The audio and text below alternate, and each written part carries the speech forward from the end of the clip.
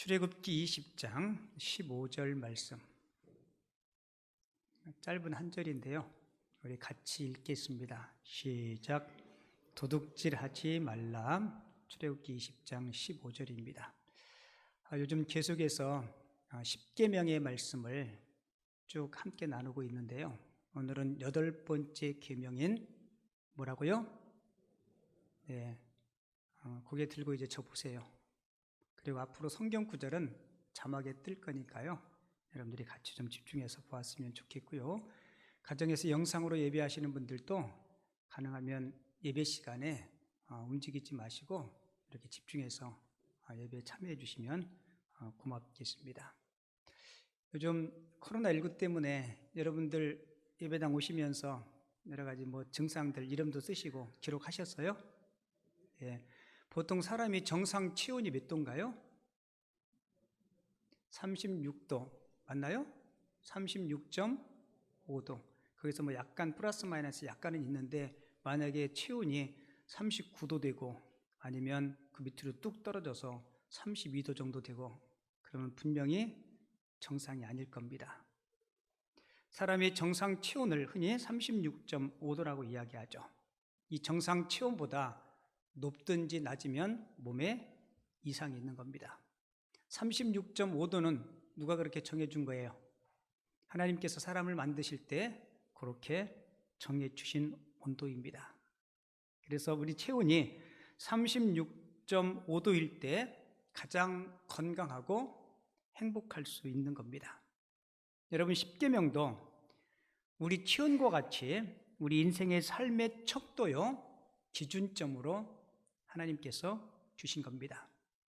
그래서 10계명은 우리의 행복을 위한 헌장이에요. 10계명이 뭐라고요? 우리의 행복을 위한 헌장으로 하나님께 우리에게 주신 겁니다. 쉽게 말씀드리면 10계명은 울타리와 같아요. 우리가 10계명이라는 울타리 안에 있을 때 우리가 행복하고 기쁠 수 있습니다. 그래서 10계명을 무거운 계명이라고 생각하시면 안 돼요. 우리 인간의 행복을 위한 하나님의 선물, 그게 뭐라고요? 10계명입니다. 여러분, 그 사실을 믿으십니까? 그래서 10계명을 지켜야 구원받는다. 10계명은 구원의 조건이 아닙니다. 10계명은 구원받은 성도들이 따라야 될 삶의 지침이 10계명이에요. 오늘은 8번째 계명, 도둑질하지 말라, 이 계명을 통해서 함께 은혜를 나누고자 합니다. 이 도둑질하지 말라는 계명은 가장 오래된 범죄이고 아주 흔한 범죄예요. 혹시 여러분들 중에 담을 넘고 그래서 이웃집의 물건을 훔친 분은 없을 겁니다. 그런데 이 도둑질하지 말라는 이 계명은요, 우리 삶에 아주 사소한 것부터 시작해서 아주 중대한 것까지 우리가 범하기 쉬운 죄예요. 여러분들에게 사진 하나 보여드릴게요. 보실래요? 뭐예요? 많이 보셨죠? 어디서 보셨어요? 혹시 여러분들 집에 저 수건이 있나요? 어떤 수건 밑에는 이렇게 써놨어요. 훔친 수건. 집에 가져가서 계속 쓰면 이거 훔친 수건이라고? KBS에서요, 목욕탕의 수건 해수열을 검사한 적이 있어요. 남탕과 여탕. 여러분, 어느 쪽이 수건이 더 많이 분실될까요? 왜 그럴까요? 가져가 당연한 거죠. 봤는데 남탕의 수건 회수율은요 140%예요. 더 수건이 늘어. 남자들은 집에서 가져온 것까지 안 가져가. 그래서 남탕은 수건 회수율이 140%랍니다.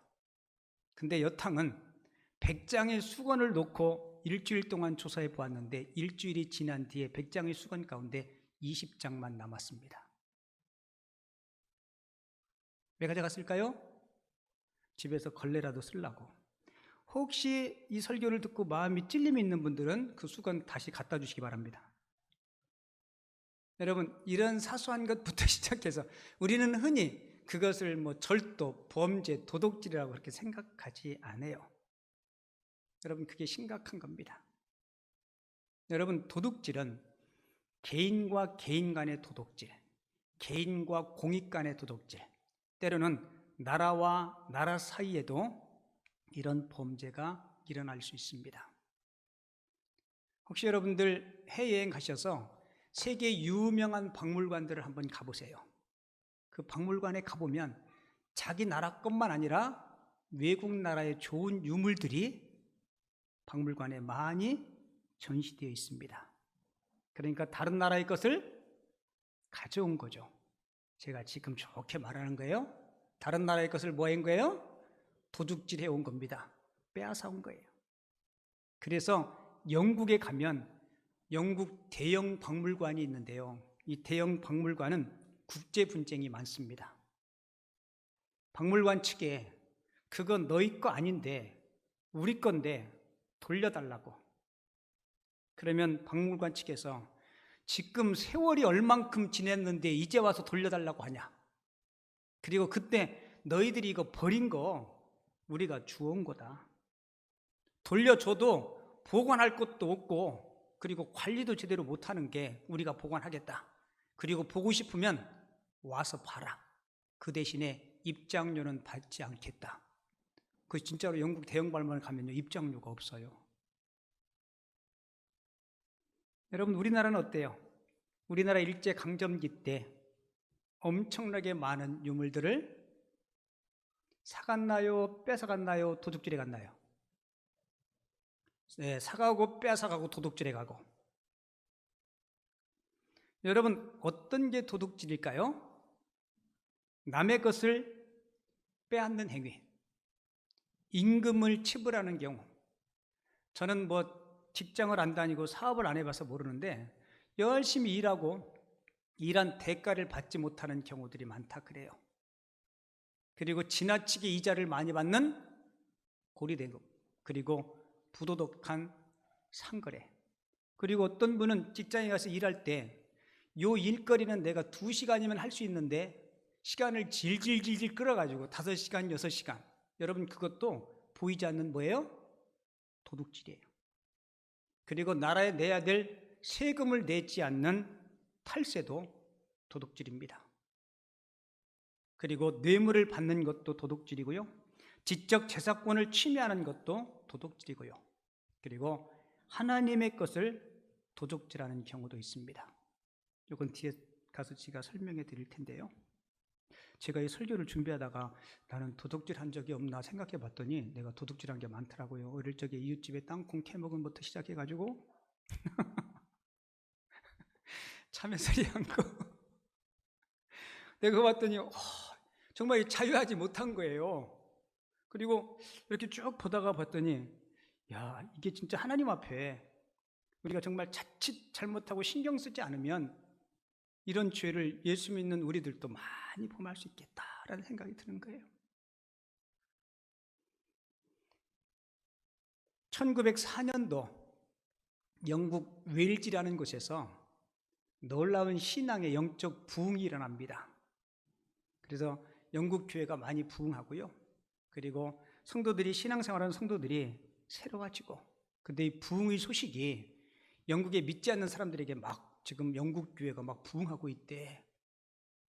그런데 그 소식을 듣고 교회를 안 다니는 불신자 한 사람이 도대체 교회의 부흥이라는 게 뭔가 궁금해서 교회를 가봤답니다.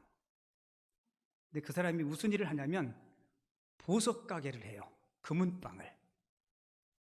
근데 이분이 그런 부흥의 소식을 듣고 궁금해서 교회를 갔는데 뭐 별반 다를 게 없더랍니다. 뭐 예배 시간에 사람들이 뭐 찬송을 조금 격하게 하든지 아니면 눈물을 흘리면서 흐느끼면서 기도하는 것, 뭐 그 위에 별반 다를 게 없어서 예배를 참석한 후에 뭐 부흥이라는 게 별게 아니구나, 기독교인들만의 요란한 감정 잔치인가 보다라고 생각하고 그 다음 주부터 교회의 발길을 끊었어요. 그리고 며칠이 지난 뒤에 어떤 젊은이가 와서 이 주머니에서 보석 하나를 꺼내놓으면서 아저씨, 제가 이 보석을 얼마 전에 훔쳤는데 제가 잘못했습니다. 그리고 보석을 돌려주는 거예요. 그리고 용서를 구하는 겁니다. 보석가게 주인이 궁금한 거예요. 어떻게 어떤 심경의 변화가 있었길래 이 젊은이가 다시 찾아와서 보석을 내놓았을까? 그리고 물었더니 이 젊은이가 이렇게 대답했답니다. 제 마음속에 성령님이 임하셨습니다. 제 마음에 놀라운 부흥이 일어났기 때문에 이것이 잘못이라는 사실을 하나님이 깨우쳐 주셨고 제가 회개하고 이 보석을 가져왔습니다. 용서해 주십시오. 이 보석가게 주인이 이게 부흥이구나, 이 사실을 깨닫고 그 다음 주부터 다시 교회에 나가고 본인도 영적인 부흥을 체험하고 예수 믿고 그리스도인이 되었다는 겁니다. 같이 한번 해볼게요. 진정한 부흥은 인생을 바로잡습니다. 아멘이시죠? 진정한 부흥이 뭐예요? 인생을 바로잡는 겁니다. 여러분, 부흥은 교회가 숫자적으로만 양적으로만 늘어나는 것을 부흥이라고 생각하는데 아닙니다. 진정한 부흥은 내 내면의 변화, 잘못된 것들을 버리고 회개할 것들을 회개하고 하나님이 원하시고 기뻐하시는 것들을 추구할 때 여러분, 그것이 뭐예요? 그것이 진정한 부흥입니다. 사랑하는 성도 여러분, 저도 여러분들도 예배를 통해서 신앙의 생활을 통해서 날마다 이 부흥을 경험할 수 있는 하나님의 사람들이 꼭 되시기 바랍니다. 항상 저희들이 10년 가운데 우리 주변에 이 도둑질에 대한 유혹이 있어요. 오늘 이 도둑질에 대한 유혹을 이기기 위해서 오늘 성경 말씀 우리에게 주시는 교훈을 3가지 정도 살펴보겠는데요. 첫 번째로, 도둑질의 유혹을 이기려면 첫 번째 뭐예요? 노동의 가치를 존중해야 합니다. 이 도둑질을 성경의 원어로 히브리어로 가나부라고 표현해요. 뭐라고요? 가나부. 이게 무슨 뜻이냐면 옆으로 제쳐 놓는다라는 뜻인데요. 그러니까 다시 말씀드리면 바르지 못한 방법으로 이익을 추구하는 일체의 행위를 제쳐 놓는다. 도둑질이 무슨 뜻이라고요? 바르지 못한 방법으로 이익을 추구하는 일체의 행위를 제쳐 놓는다. 이게 도둑질의 히브리어 원뜻입니다. 땀 흘림 없이 이익을 추구하려는 무리를 우리는 뭐라고 얘기해요? 불한당이라고 부릅니다. 그러니까 정도에 지나치게 어떤 투기 행위 그리고 도박 심리도 넓은 의미에서 보면 도덕 심리라고 이야기할 수 있어요. 여러분, 이러한 행위로 우리가 부를 축적하면 진정한 행복을 누릴 수가 없습니다. 혹시 여러분들도 TV를 통해서 뉴스를 통해서 많이 보았을 거예요. 거액의 복권이 당첨된 후에 과연 그들의 복권 당첨 후에 그들의 삶이 어떤지 추적 조사해 보면 결코 행복한 사람이 거의 없다는 겁니다. 얼마 전에 TV를 보았더니 복권 당첨된 것 가지고 부부가 대판 싸움이 벌어진 거예요. 혹시 여러분들 가운데 복권이 당첨되면 이렇게 하십시오. 목사님한테 가서 먼저 물어보세요. 목사님 어떡할까요? 우리가 보기에는 그 생기면 공평하게 나눠갖고 그러면 좋을 거 아니에요, 그죠? 근데 욕심이라는 게 끝이 없나 봐요. 여러분, 우리가 이 도둑질의 유혹에서 우리가 넘어가지 않기 위해서는요, 요행을 바라지 말고 땀 흘려서 열심히 일하실 수 있으셔야 돼요. 그리고 정당한 대가를 받고 그걸 가지고 누릴 수 있어야 돼요. 에베소서 4장 28절에 보면 자기 손으로 수고하여 선한 일을 하라. 같이 읽을게요. 시작. 자기 손으로 수고하여 선한 일을 하라. 여러분, 하나님을 경외하는 사람들이 추구해야 될 행복한 인생을 시편 기자는 시편 128편 1절과 2절에서 이렇게 증언해요. 여호와를 경외하며 그의 길을 걷는 자마다 복이 있도다. 누가 복이 있어요? 여호와를 경외하고 그의 길을 걷는 자. 자, 그 밑에 같이 읽어요. 내가 내 손이 수고한 대로 먹을 것이라. 내가 복되고 형통하리로다. 아멘. 내 손이 수고한 대로 먹는 것, 그게 뭐예요? 그게 복이요, 그게 형통함이라는 거예요. 근데 사람들이 땀 흘리지 않고 수고하지 않고 일확천금을 얻으려고 하니까 자꾸 이웃의 물건들에게 탐내고 도덕의 유혹에 넘어간다는 겁니다. 그래서 종교 개혁자들의 업적 중에 하나가 직업의 귀천 사상을 없애버린 겁니다. 그래서 이 개혁자들은 모든 직업이 하나님께서 맡겨주신 소중한 소명이라고 이야기한 거예요. 여러분 믿으십니까? 솔직히 여쭤볼게요. 직업에 귀천이 있어요, 없어요? 에? 다시요. 직업에 귀천이 있어요, 없어요? 대답하는 게 별로 시원치 않아요? 여러분 교과서에서 시험이 났어요. OX로 답하세요. 직업에는 귀천이 있다, 없다? 그럼 틀림없이 없다라고 써야 맞아요. 우리 현실의 삶 속에서 직업의 귀천이 있게 느껴져요, 안 느껴져요? 봐봐요. 우리는 이론과 실제가 다르다니까요. 학교에서 교과서에서 배울 때하고 삶이 다르다니까요. 그러니까 여러분 문제가 있는 거예요. 예배당에서 설교를 20년, 30년 들었는데 설교는 설교요, 삶은 삶이니까 우리 삶에 부응이 없는 겁니다.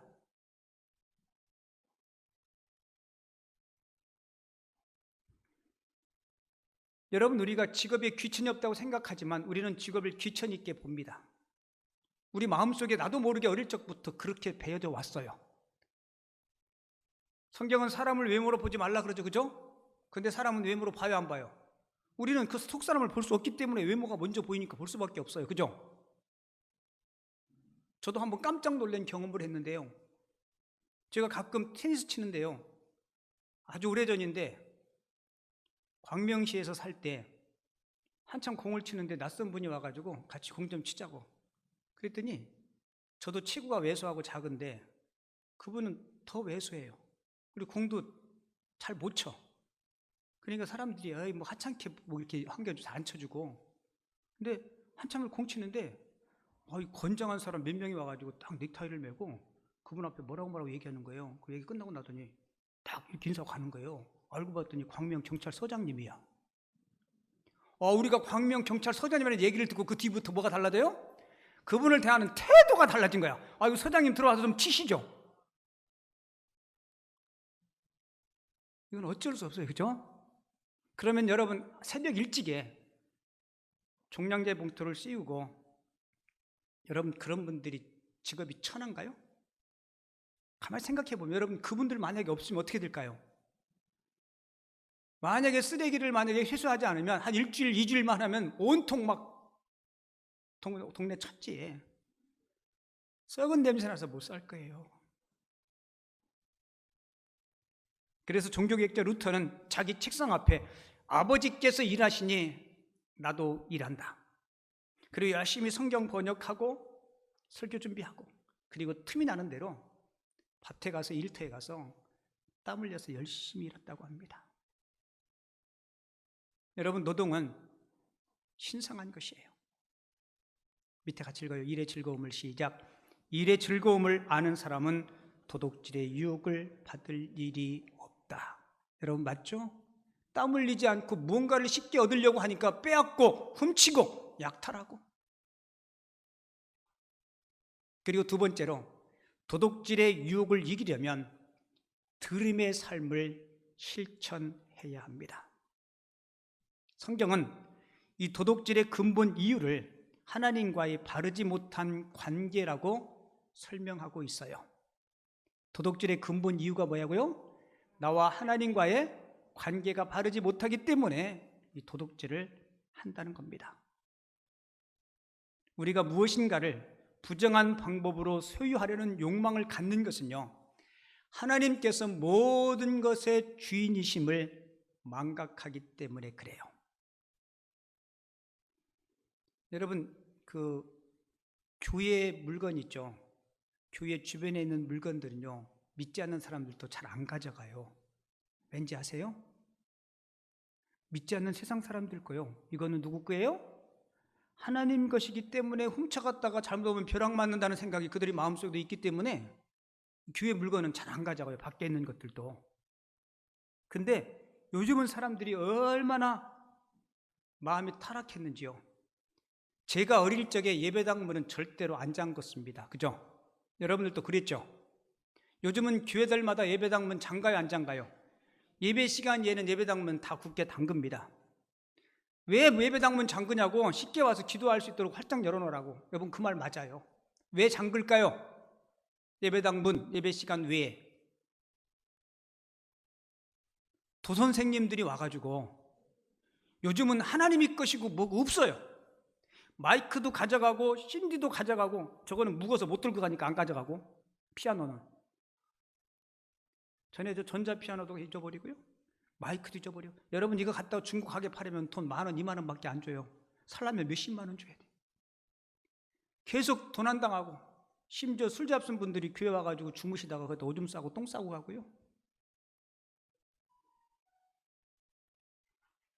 그만하라고 띵띵거리나 본데요. 여러분, 내가 누리는 모든 것, 그리고 앞으로 누릴 모든 것, 이것이 하나님의 것이라는 의식이 있으면 우리는 절대로 도덕질의 유익에서 넘어가지 않습니다. 그게 바로 하나님께 드림을 실천하는 거예요. 여러분, 드림의 기본은 11조입니다. 드림의 기본이 뭐라고요? 11조예요. 구약의 말라기 선지자는 하나님의 백성이 11조를 망각한 순간 이미 우리는 하나님 앞에서 도둑이 된다라고 이야기해요. 말라기 3장 8절 말씀, 사람이 어찌 하나님의 것을 도둑질하겠느냐? 그러나 너희는 나의 것을 도둑질하고도 말하기를 우리가 어떻게 주의 것을 도둑질하였나이까 하는도다. 이는 곧 11조와 봉헌물이라. 하나님은 이렇게 말씀하시고 그 다음 절에서 이렇게 약속해요. 만군의 여호와가 이르노라. 너희의 온전한 11조를 창고에 들여 나의 집에 양식이 있게 하고 그것으로 나를 시험하여 내가 하늘문을 열고 너희에게 복을 쌓을 것이 없도록 붙지 아니하나 보라. 혹시 오늘 성경 말씀을 읽고 마음이 편치 않은 분들이 있으면 꼭 오늘 8번째 계명, 절대로 내가 앞으로 하나님 앞에 하나님의 것을 도둑질하지 않겠습니다. 여러분 그 실천하시고 순종하시기 바랍니다. 혹시 화장품 가운데 참존 화장품이라고 아세요? 참존 화장품 회장님이 지금은 장로님 되셨는데요, 김광석이라는 장로님이신데 이분의 간증에 이런 이야기가 있어요. 이분은 본래 독실한 불교 신자였습니다. 그런데 무허가 약품을 만들고 판매하면서 이분이 도피 생활을 많이 했대요. 근데 도피 생활하면서 저기 양산에 가면 통도사라는 절이 있는데 그 절에 가서 숨어 있는데 어느 날 신문을 보니까 범인인 자기를 찾는 기사가 신문에 실려 있어가지고 야 이제 이거 큰일 났다. 그래가지고 난생 처음 절에서 하나님 앞에 기도했답니다. 하나님, 저를 구해주시면 하나님 믿겠습니다. 그렇게 기도를 하고는 자수하고 엄청나게 많은 벌금을 낸 후에 교회를 나가기 시작했대요.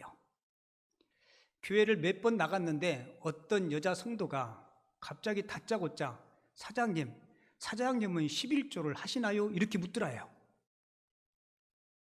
그러면서 하기를 국민이 세금 안 내면 국민 자격 없고 성도가 11조 안 나면 성도 자격 없습니다. 그리고는 말라기 아까 읽었던 말씀 있죠. 그 말씀을 딱 펴가지고 읽어주더랍니다. 만군의 여호와가 이르노라. 너희의 온전한 11조를 창고에 들여 나의 집에 양식이 있게 하고 그것으로 나를 시험하여 내가 하늘문을 열고 너희에게 복을 쌓을 것이 없도록 붙지 아니하나 보라. 이 말씀을 딱 읽는데 다른 거는 귀에 안 들어오고 딱 요 구절, 나를 한번 시험해 보라. 그래서 요 분이 하나님, 제가 딱 한 번만 하나님 시험해 보겠습니다. 그럴 테니까 구체적으로 저에게 축복을 주십시오. 그때 그 회장님의 사업이 1년에 연 매출이 1억이었답니다. 여러분, 매출 1억이면 큰 거 아니에요? 그런데 이분이 자기 몫의 11조를 정말 꼬박꼬박 드렸더니 그 다음에 매출이 8억으로 늘었다 그래요. 여러분, 지금은 매출이 엄청납니다. 그리고는 이분이 그 사실을 깨닫고, 하나님의 것을 도둑질하지 않으니까 하나님께서 풍성함을 주시는구나. 그리고는 11조 외에도 선교를 위해서 이웃들을 구제하는 일에, 그래서 한 교회 장로님이 되셨어요. 저도 여러분들도 11조를 거룩한 습관화하시기 바랍니다. 그리고 이 훈련을 여러분들이 가정의 자녀들에게 잘 가르치셔야 돼요. 내가 누리는 것이 나의 것이 아닙니다. 앞으로 누릴 것 또한 나의 것이 아니에요. 여러분들에게 한번 여쭤볼게요. 11조를 드리시는 분들은 그 드리는 것 때문에 가게가 흔들리고 사업에 지장이 있습니까? 11조를 못 드리시는 분들, 안 드리는 것 때문에 여러분들이 가게가 막 확 피고 그것 때문에 집도 사고 사업이 확장되고 그러던가요? 대답이 없으시네. 안 그렇습니다. 만약에 그거 안 드려서 여러분들이 사업과 가세가 훅 일어난다면 안 드려도 괜찮아요. 아니요, 절대로 그렇지 않습니다. 우리가 하나를 심으면 하나만 거두는 게 아닙니다. 하나님은 빼앗으려고 우리를 힘들게 하려고, 아니요, 하나님은 가난하신 분이 아니시고 우리에게 뭔가를 요구하시는 이유는 제발 내가 너희들의 주인임을 인정해 달라는 거예요. 뭐 해달라고요? 인정해 달라는 겁니다. 내가 누리는 모든 것이 나의 선물임을 너희들이 알았으면 좋겠다. 그 조그마한 기독교 소책책 가운데 파인애플 이야기, 요즘은 합당한 헌신이라는 제목으로 그 책이 나오던데요. 이렇게 손바닥만 해요. 그냥 읽으면 한 15분 정도면 다 읽을 수 있는 내용인데, 그 파푸아 뉴기니라는 곳에 선교사님이 파송을 받아서 그곳에서 있었던 7년 동안의 이야기를 기록한 책인데요. 뭐 이런 이야기예요. 이분이 파푸아 뉴기니에 가니까, 깊은 정글에 가니까 뭐 싱싱한 과일도 채소도 구하기가 힘들어서 이분이 미국에 있을 때는 파인애플을 참 좋아했는데 막상 선교지에 가보니까 깊은 정글에 그것을 쉽게 구할 수가 없어서 원주민을 고용해서 밭을 일구고 파인애플을 심습니다. 근데 그 파인애플이 수확을 거두려면 한 3년 정도 걸린대요. 그래서 3년쯤 됐을 때 이제 익은 파인애플을 좀 따서 맛있게 먹으려고 가봤더니 익는 족족 원주민들이 다 훔쳐가는 거예요. 그래가지고 훔쳐가는 원주민들에게 왜 따가냐 그랬더니 원주민들이 하는 이야기가, 우리 부족의 원칙은 심는 사람이 그 주인이라는 거예요. 이미 품삯을 다 줬음에도 불구하고 아무리 설명을 하고 설득을 해도 못 알아들으니까 결국은 이 선교사님 내가 안 되겠다, 이 사람들의 잘못된 버르장머리를 고쳐야 되겠다 생각하고 원주민들을 위해서 열었던 병원, 약국의 문을 닫아버립니다. 그랬더니 원주민들이 아프면 약도 뭐 치료받을 수 없으니까 찾아와가지고 안 훔쳐갈 테니까 제발 좀 약도 좀 주고 우리 아이들 좀 고쳐달라고. 그 다시 병원과 약국의 문을 열었더니 또 밤에 훔쳐가는 거예요. 안 되겠다 생각해서 이 선교사님이 경영하는 상점 문도 닫고, 상점 문을 닫으니까 생활 필수품을 얻을 수 없는 거예요, 원주민들이. 그러니까 원주민들이 하나씩 둘씩 떠나기 시작하는 거예요. 선교사님, 내가 생각해서 우리가 여기 파인애플 먹으러 왔나. 그래서 사람들을 다시 불러가지고 했더니 계속 그 짓이 안 고쳐지는 거예요. 심지어 엄청나게 큰 세포트 개를 갖다가 풀어놨더니 마을 원주민들이 개가 무서우니까 그 일을 않는데, 그러는 차에 선교사님이 안식년을 얻어서 본국으로 돌아와서 어떤 세미나를 참석했어요. 새생활 세미나라는 세미나에 참석했는데 그곳에서 선교사님 부부가 귀한 은혜를 받아요. 그리고는 다짐을 합니다. 우리의 가진 모든 것 하나님 앞에 드려야 한다. 그리고 다짐을 하고는 와서 파인애플 농장을 하나님 앞에 드립니다. 드리니까 원주민들이 와서 파인애플을 따가든 훔쳐가든 아무 말을 안 하는 거예요. 왜요? 누구 거니까요? 내게 아니니까. 그런데 한참 따가도 전에 같으면 개도 풀고 가게 문도 닫고 병원 문도 닫았던 선교사님 내가 갑자기 천사가 됐는데 그냥 내비두는 거예요. 그랬더니 이 원주민들이 더 궁금한 거예요. 왜 간섭을 하는지 찾아와가지고, 아니 왜 우리가 파인애플을 가져가도 아무 말씀이 없으십니까? 그랬더니 선교사님 뭐라고 얘기한 줄 알아요? 그거 제 거 아닙니다. 그거 하나님 앞에 드렸기 때문에 하나님 것입니다. 그랬더니 훔쳐가든지 따먹든지 마음대로 하십시오. 그 이야기를 원주민들이 듣고, 우리가 하나님의 것을 훔쳐가서 우리가 돼지 사냥을 가서도 실패하고, 우리 아이들이 아픈 이유도 하나님의 것을 훔쳤기 때문에 그랬고, 우리 아내가, 우리 가족들이, 원주민들이 아기를 갖지 못하는 이유도 우리가 하나님의 것을 훔쳤기 때문에 그런가 보다고, 우리 이제부터 하나님의 것을 훔치지 말자. 그랬더니 파인애플 밭에 파인애플이 막 익어가는데 안 따고 그냥 두면 썩잖아요. 그러니까 선교사님한테 찾아와서 저거 썩을 텐데 따서라도 당신이라도 먹으라고 원주민들을 다 불러서 파인애플을 수확해서 그들과 함께 나누어 먹고 또 나누어 주고.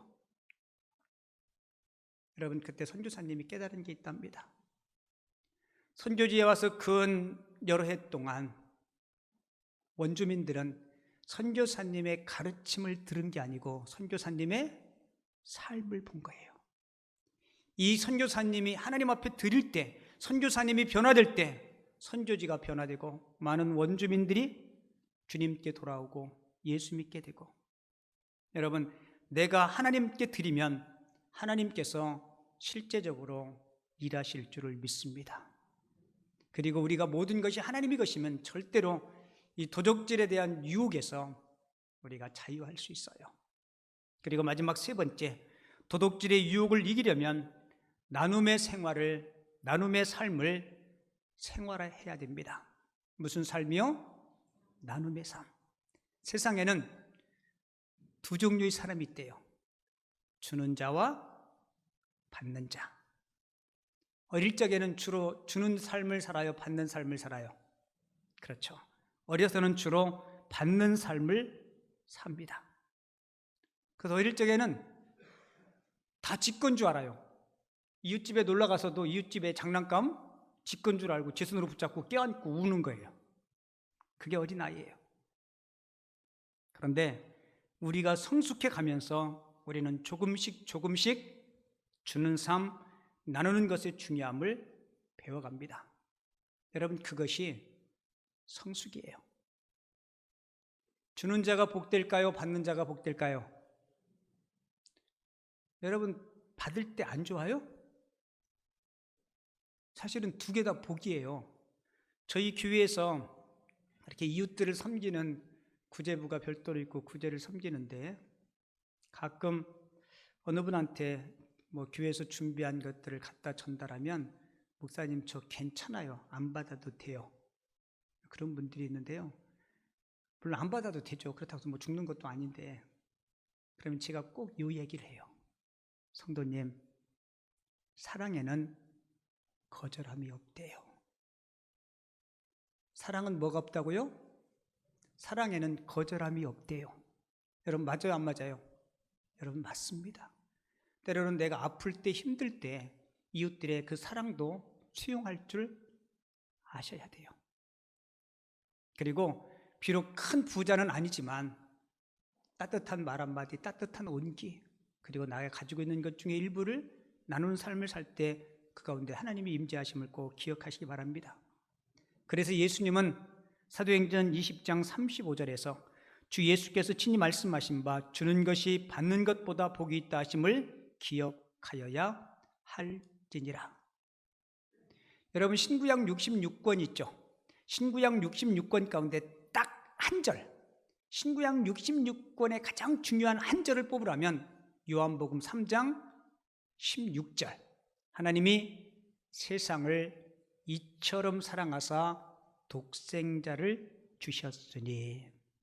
여러분, 우리는 이 소중한 독생자까지 주신 하나님의 사랑을 경험한 자입니다. 맞죠?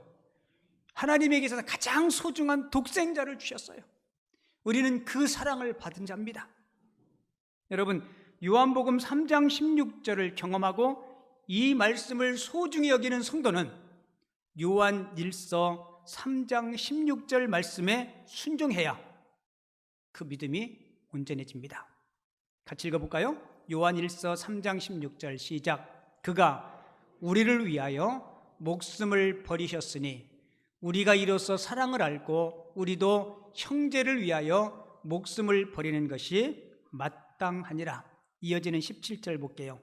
누가 이 세상에 재물을 가지고 형제의 궁핍함을 보고도 도와줄 마음을 닫으면 하나님의 사랑이 어찌 그 속에 거하겠느냐. 여러분, 제 8계명이 뭐예요? 30분 동안 얘기했는데 8계명 까먹었어요. 제 8번째 계명이 뭐예요? 도둑질하지 말라. 여러분, 도둑질하지 말라는 그 계명은요, 내가 도둑질을 중단했다고 해서 끝나는 게 아니에요. 언제든지 다시 할 수 있어요. 여러분들은 잘 아는 옛날에 큰 도둑, 그분이 옥생활을 하면서 회심해서 목사님이 됐어요. 그리고 목회를 하다가 또 어떻게 한지 알아요? 목회가 힘들어지니까 뭐 하겠어요? 이웃집 담 넘었습니다.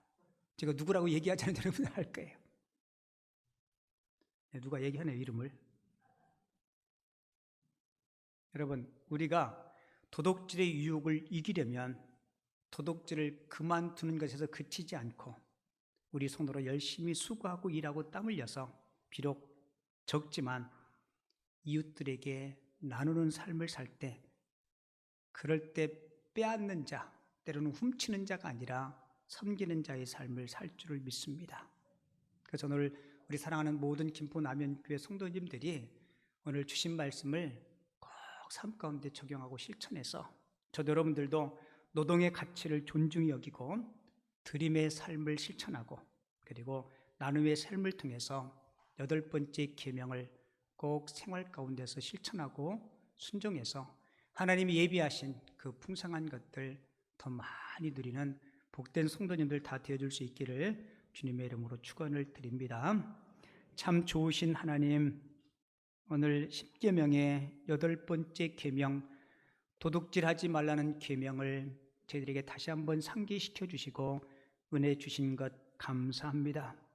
우리 생에 다하는 그날까지 우리 모두 노동의 가치를 존중히 여기며 드림의 삶을 실천하며 나눔의 삶을 생활함으로 8번째 계명을 생활 속에서 순종하며 살아갈 수 있는 믿음의 용사들 다 되게 하여 주옵소서.